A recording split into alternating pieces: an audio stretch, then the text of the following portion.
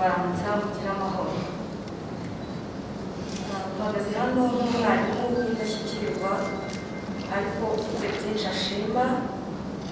Ndabanza gushimira nyakubahwa Perezida wa Repubulika Intore Izirusha Intambwe ko mu migambi myiza myinshi yagejeje ku Banyarwanda harimo n'iterambere rya mwarimu, kandi agakomeza kutwereka urukundo n'ubupfura bushyigikiwe n'ubumuntu tumwigiraho umunsi ku munsi.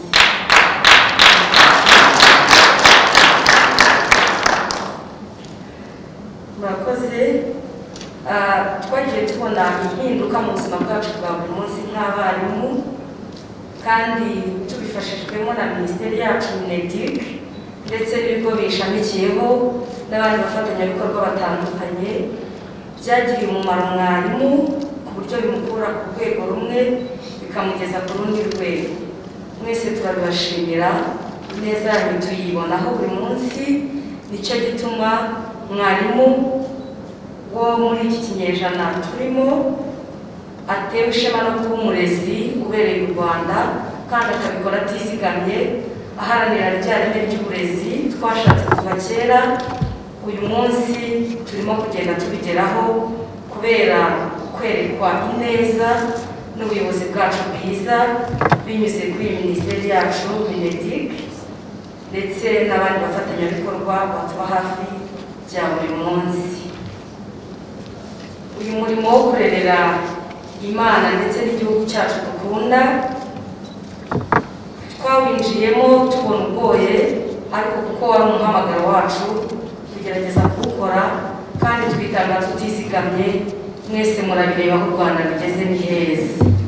Turashimira abarimu mwese mwikunda mweba kubigiramo uruhare kugira ngo ubujiji burebe u Rwanda butinye. Mu mpera amashyi abarezi aho baherereye hose.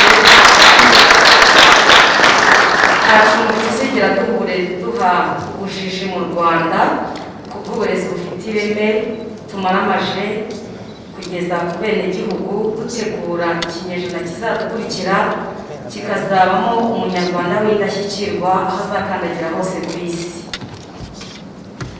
By'umwihariko mpagaze hano nk'indashyikirwa y'umwarimu wagerageje kumenya amakuru, kandi ayo makuru akayakurikirana bikamugirira umumaro.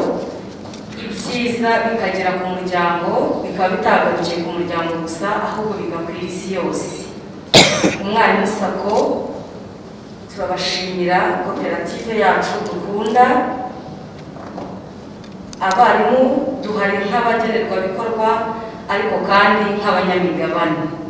Rero umwarimu Sako watugiriye umumaro, turabashimira iteka iyo tubaganye nk'abarimu mutwakirana yombi, kandi turabashimira ubudasa mudahwema kutugaragariza iyo tubageze mu biganza. Mwongere mu nkiza amashyi muyampere koperative yacu. Ibishyireka mu koperative turayishima. Sinasoza ntahendahenze abarezi. Imana imfashe aho baherereye hose aya makuru abagereho. Iyo turebye umushahara umwarimu ahembwa dusanga udahagije, kuko umwarimu aba agomba kwaguka akagira urubyaro rumukomokaho akarerera u Rwanda, ariko afite n'abo ahereza icyitegererezo cyo kuzaba beza ejo hazaza. Mwarimu ufite ubuzima bwiza ntabwo yakomora ku mushahara gusa ngo bikunde, ahubwo mwarimu yabona rwiyemezamirimo bigakunda. Mwarimu yakora na business bigakunda, kandi akesa imihigo aho ageze hose akagaragara nk'indashyikirwa, ikora ibya izi kandi indashyikirwa yabera icyitegererezo aba hafi na kure. Umwarimu Sako mumenya ubuhamya gatoya, nawe umenye ndi umwarimu ariko woroheje utagira naho kuba. Mu mwaka wa 2014 nagannye umwarimu Sako musaba avansi salaire. Nari nabuze amafaranga yo kwishyura inzu, mbona nta bundi buryo bushoboka. Mutware wanjye ntabwo yari afite akazi, kandi twari dufite abana b'imfubyi benshi turera, dufitemo n'abacu ariko aribo bakeya. abo bana twareraga twagombaga kubishyurira amashuri kandi tukagira n'ubuzima bwa buri munsi, tukabona ibyo kurya n'ibyo kunywa bikwiriye. Nagannye umwarimu Sako bampa avance salaire, ibyo nari nkeneye birakunda ndayishyura, ariko Imana iri imirimo y'amaboko yanjye mu buryo bumwe cyangwa ubundi, ya avance ndayishyura kandi nyishyura neza mu gihe twari twumvikanye. Maze kuyirangiza nza kumenya amakuru ko ibyiza umwarimu Sako imfitiye nka mwarimu bitarangira kuri avance salaire. Naratashye nganiriza umutware ndamubwira nti koperative yacu umwarimu Sako ishobora kuduha inguzanyo, kandi nk'umutegarugori ubereye u Rwanda ndumva umuryango wanjye ukwiriye kuva mu bukode. Ntabwo byari byoroshye, ariko namuhaye ubuhamya, mubwira amakuru yizewe nakuye ahantu hizewe kuri siège. Icyo gihe ayo makuru nari nayakuye ku ishami rya Gasabo i Remera. Hanyuma arambwira ati genda ubigerageze, nimba batadusaba ingwate. Ndamubwira nta ngwate bari budusabe, ahubwo dushobora gushaka inzu, twamara kuyibona tukumvikana n'uwo tuyigura ko amafaranga tuyakura muri banki. Byari process, ariko turabikora. Arankundira, ambera umugisha, inama turayinoza, dufatana urunana dusanga umwarimu Sako. Turababwira ati twabonye inzu yo kugura, hanyuma turifuza ko mwaka inguzanyo tuzishyura neza, turabyizeye. Umwarimu Sako tubera imfura, inguzanyo barayiduha. Bamaze kuyiduha dutanga ingwate kuri ya nzu twari tuguze, baduha inguzanyo y'igihe kirekire, cyane ko inguzanyo batanga ku mwarimu ni inguzanyo izatangwaho inyungu ntoya, nta handi hantu iba. Turashimira Imana yaduhaye koperative kugira ngo duhindure ubuzima, duhindure imibereho, umwarimu natambuka aba atari umuntu uciriritse. Turabibashimira kandi turabishimira n'Imana.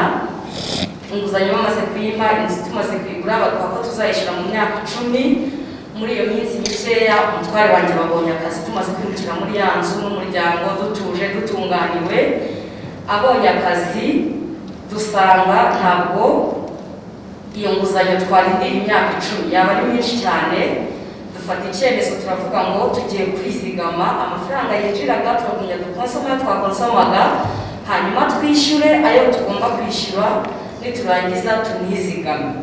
Twarabikoze mu gihe cy'imyaka 3, ya nguzanyo twari tuyishyuye tuba twesheje umuhigo nk'uko twabyifuzaga.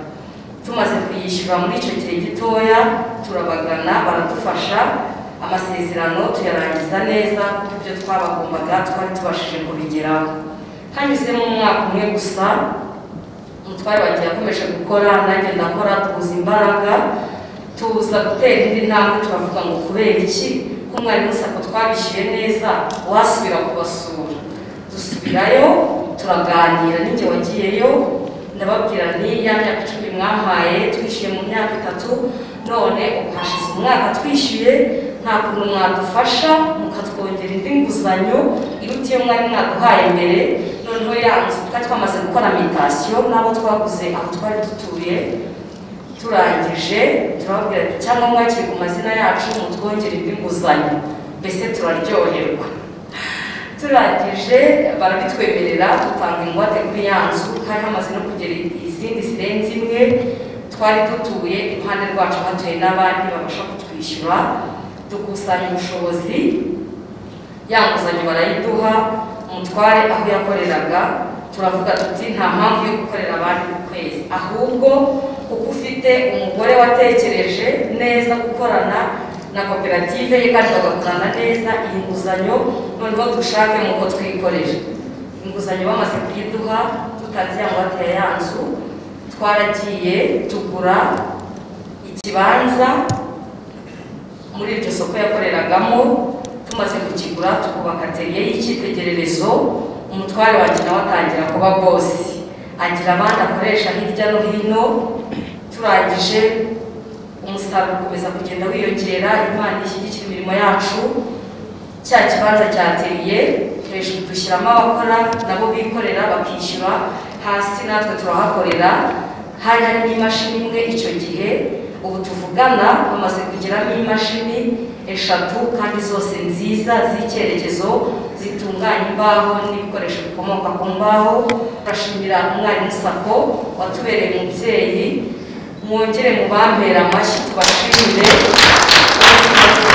tukesha. Abahangura abarimu bagenzi banjye, ibyo guhanga amaso umushahara reka tubigenze gake, ahubwo tujye mu mishinga ibyara inyungu. Dufite umubyeyi udufata akaboko akatugezayo neza kandi tukesa imihigo, tukabaho nk'abarimu badasaba, ahubwo natwe dufungurira abandi kugeza ku buvivi, tukazaba dutewe ishema no kuba abarezi barerera u Rwanda kandi tubikesha koperative yacu nziza. Kubona aho kuba birashoboka nk'umwarimu, kwikorera birashoboka nk'umwarimu, kandi ugakomeza no kwesa imihigo, utanga uburezi bufite ireme, wanariye wanahaze wasaguye n'abakugose. Murakoze cyane. Umwarimu nubwo atari we wenyine ubihamagarirwa, niwe wa mbere igihugu gihanze amaso kugira ngo iryo reme rigerweho. Akaba agomba kubishishikarizwa, agaterwa inkunga ifatika, yaba iy'ababyeyi. Ahangaha nongera kugaruka ku ruhare rw'ababyeyi ko batagomba guharira abarimu abanyeshuri, ahubwo bakumva ko bagomba gufatanya mu burere n'uburezi bw'abana, yaba iya leta n'iy'abafatanyabikorwa mu burezi. Twese dushyize hamwe niko tuzagera koko kuri rya reme twifuza. Sinasoza ariko ntagarutse kuri bamwe mu barezi b'indashyikirwa ndetse twari dufite, ngira ngo hari uwo uhagarariye Sinedike yatugejejeho bitabye Imana. Hari n'abandi barimu n'abarezi batandukanye twabuze muri uyu mwaka ushize. Harimo n'umwe twese tuzi, umuyobozi w'ishuri rya Lycée de Kigali, Masabo Martin, yari umuyobozi w'ishuri w'intangarugero, nawe tubuze muri iyi minsi ya vuba ndetse yashyinguwe muri cyumweru. Ndagira ngo rero mubinyemereye mbere y'uko ngana ku musozo, nimara gusoza ndaza kubasaba duhaguruke dufate umunota umwe twibuke abari abarimu n'abarezi bose twabuze muri uyu mwaka dushoje, kandi twagombaga kuba turi kumwe muri uyu mwanya tubizihiza. Mbere y'uko ngana ku musozo, hari ikibazo cyabajijwe n'uhagarariye Sinedike ku barimu bigisha mu mashuri yigenga bagize ikibazo cyo guhagarikirwa amasezerano muri cya gihe twari muri Guma mu Rugo. Noneho mu gihe bagarutse mu kazi, nubwo amasezerano yavuguruwe ariko biracyababereye umutwaro. Nagira ngo nsabe uhagarariye umwarimu Sako ko twazakorana tukareba niba aba barimu bagabanyiriza umutwaro nabo bakabasha kwishyura inguzanyo yabo itabaremereye cyane.